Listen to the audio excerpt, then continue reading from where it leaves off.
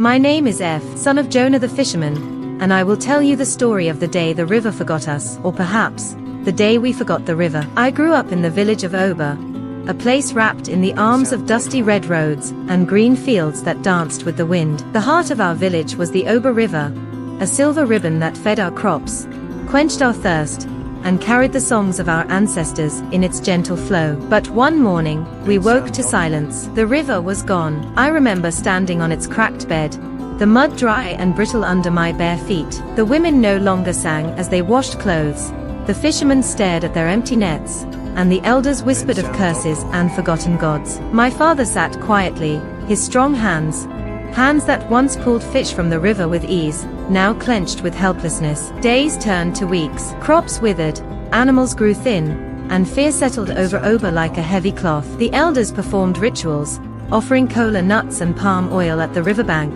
but nothing changed. Then, one evening, as I helped my father clean his useless fishing nets, I found something hidden under an old woven mat, a map. It was old, drawn on brittle leather with faded ink. It showed our village, the river, and a line leading into the dense forest beyond the hills. My grandfather had drawn it, marking a place called Udu Spring. I remembered faint stories about Udu, the spirit said to guard the source of the Oba River, but those were tales told to children around evening fires. Something inside me burned. I couldn't watch my village die. So, before dawn, I took the map, a gourd of water, and my father's small knife. I slipped into the forest alone, my heart pounding like a drum. The forest was thick, alive with sounds that felt too large for a boy of 15. I followed the map, each step guided by fading ink and growing fear. I crossed streams that had turned to trickles, climbed rocks where moss grew like whispers, and finally reached the place marked as Udu Spring. But there was no spring, only rocks piled unnaturally, as if someone had hidden something beneath them. I dug with my hands until my fingers bled, until I uncovered a small stone door carved with strange symbols. Pushing it open, I found a narrow tunnel where the air was cool and smelled of damp earth. I followed it down until I heard it, a faint trickle, like the river trying to breathe. There, beneath the ground, was the spring, choked by stones and debris. It wasn't magic that had stopped our river. It was greed. I found tools left behind, rusted picks and broken baskets. Someone had blocked the spring long ago, perhaps to control the water, or to hide something.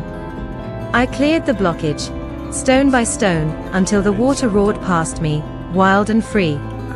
It surged through the tunnel, bursting into daylight, like a prisoner set free. When I returned to Oba, wet and exhausted, the river had begun to flow again. The villagers cheered, thinking the gods had answered their prayers. But I knew the truth. It was not a curse that had dried our river, but the actions of people who had forgotten their duty to the land. I told no one about the map, or the hidden spring. Some truths, I learned, are better left as whispers beneath the water. But every time I stand by the river now, I listen closely. I hear its song, not just of flowing water, but of memory, of a boy who found that sometimes, saving your village means digging deep, not just into the earth, but into the truths we are afraid to face.